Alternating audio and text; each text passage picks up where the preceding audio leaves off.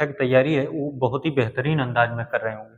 तो सबसे पहला यहाँ पर आप देख रहे हैं ये जो वीडियो है जैसे पार्ट सेकेंड है, पार्ट क्या है, ये सेकेंड है, मतलब कि एक लेक्चर हम ले चुके हैं त्रिकोणमिति में जो पुराने सालों में पूछे गए जो क्वेश्चन है, ये दूसरा हम वीडियो बना रहे हैं। ठीक है, इसमें देखो ये क्वेश्चन दिया गया है, आपको 4 ऑप्शन दिया गया है। हम आपको बता देते हैं त्रिकोणमिति से पूछा गया क्वेश्चन मैक्सिमम 2 नंबर से पूछेगा।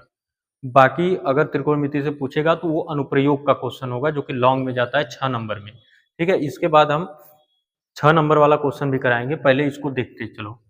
तो इसमें दिया है कि 2 tan स्क्वायर 45 अंश प्लस cos स्क्वायर 30 अंश माइनस sin स्क्वायर 60 अंश का मान होगा। अभी इसको सॉल्व करना है, तो इसको सॉल्व करते हैं। तो 2 गुणे tan 45 का मान जो होता है वो 1 होता है। अब उसका स्क्वायर रहेगा तो हम स्क्वायर लगा देंगे, प्लस cos 30 अंश का मान जो होता है वो होता है अंडर रूट में 3/2 का कर देंगे होल स्क्वायर। स्क्वायर रहेगा तो होल स्क्वायर कर देंगे। 60 अंश का मान भी होता है अंडर रूट 3/2 का होल स्क्वायर। ठीक है, तो इससे ये पूरा क्या होगा, कट जाएगा। यहाँ से हो जाएगा 2 गुणे 1, 1 का वर्ग 1, 2 1 कम 2। यहाँ से हमें आंसर मिल जाएगा ऑप्शन नंबर सी। ठीक है, अब बढ़ते हैं दूसरे वाले क्वेश्चन में। उससे पहले चैनल को आप लोग जरूर सब्सक्राइब करें, क्योंकि जो त्रिकोणमिति है, त्रिकोणमिति ये चैप्टर वाइज हमको जो अनसॉल्व पेपर में क्वेश्चन दिया गया है उसको करा रहे हैं चैप्टर वाइज। अगर हमारे चैनल पर जाओगे तो पूरा चैप्टर हम पढ़ाए हैं। उस चैनल पर जाओगे तो चैप्टर वाइज तो अब तैयारी भी कराते रहेंगे। जो जो समाप्त हुआ है चैप्टर उसका हम क्या करेंगे, जो क्वेश्चन पूछा है बोर्ड में उन सभी क्वेश्चनों को करा देते हैं, क्योंकि उसी में से ही क्वेश्चन आएगा। चलो देखो दूसरा क्वेश्चन इसमें दिया है, किसी त्रिभुज ABC में कोण C बराबर 90 अंश, tan A बराबर दिया 1/3 में 3 निम्नलिखित का मान होगा। मतलब तब इसका मान हमें क्या करना है, ज्ञात करना है। अब देखो ऐसे क्वेश्चन को करने के लिए देखो क्या करना है। जैसे tan A बराबर दिया 1/3 में 3, तो पहले हमें बनाना होगा फिगर। ठीक है, इसको बता देते हैं तो फिर एक तरीका और बताएंगे। अब कोण C को हमें 90 अंश लेना है, तो C यहाँ रहेगा, A यहाँ ले लेते हैं और B को यहाँ ले लेते हैं। तो ये 90 अंश का हो गया।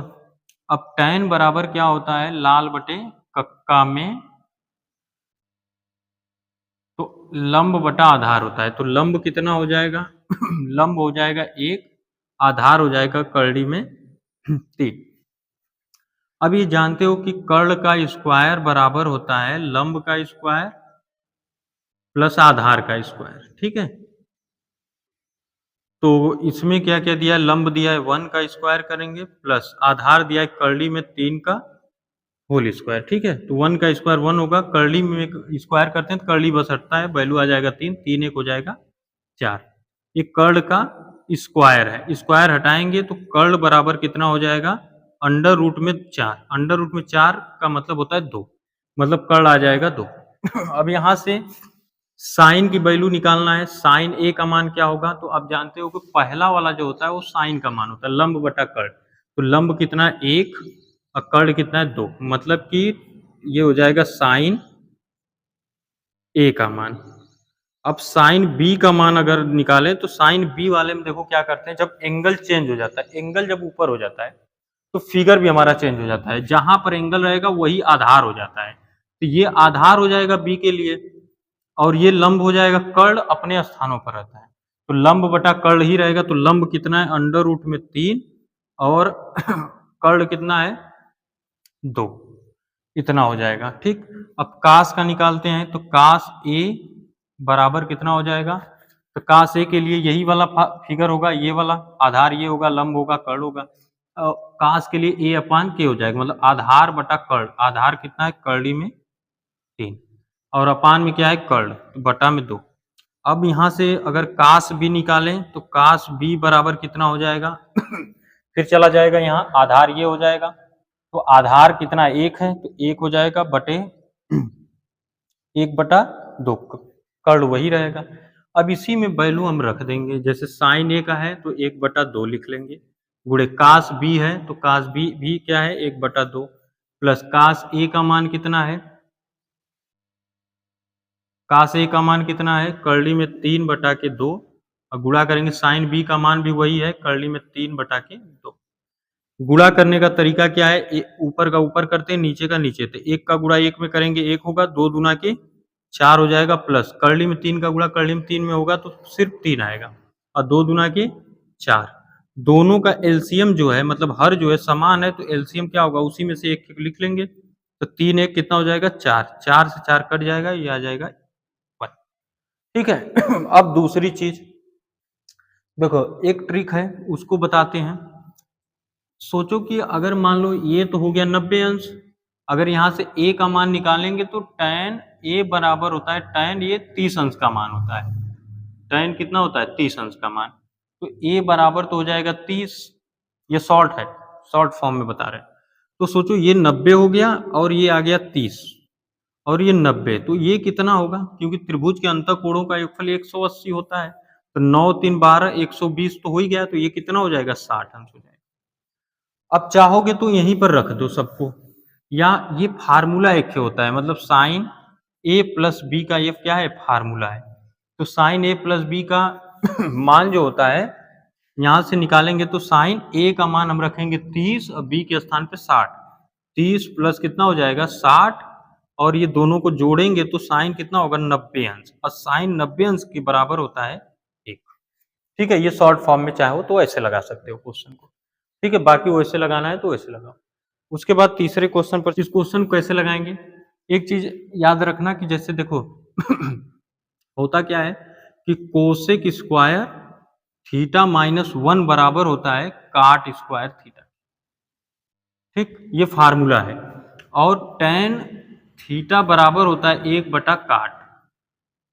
तो उस तरह अगर हम लगाएं तो टेन को हम क्या लिख सकते हैं, काट अगर लिख दें काट ए, तो ये उल्टा हो जाएगा, मतलब 15 बटा कितना हो जाएगा 8, क्योंकि एक बटा होता है, इनवर्स होता है एक दूसरे का। अब चाहिए हमें क्या, स्क्वायर करने पर काट अगर स्क्वायर आ जाता है तो कोसेक में हम तुरंत लगा लेंगे, इसको स्क्वायर कर देते हैं, तो ये हो जाएगा काट स्क्वायर ए बराबर, इसका वर्ग करेंगे तो 225 बटा के 64।